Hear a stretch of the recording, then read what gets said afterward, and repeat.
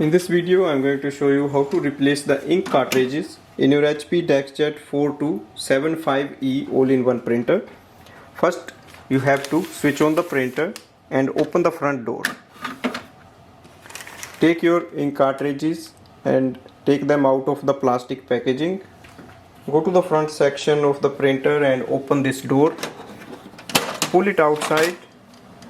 Wait for the ink cartridges to come into the middle. Press the ink cartridge down and take it out. Press the other one and just take it out.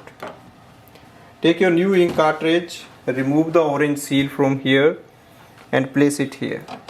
Just slide it in and then push it in.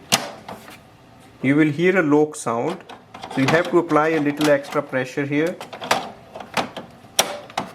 and then close this door. Wait for the printer to recognize the ink cartridges.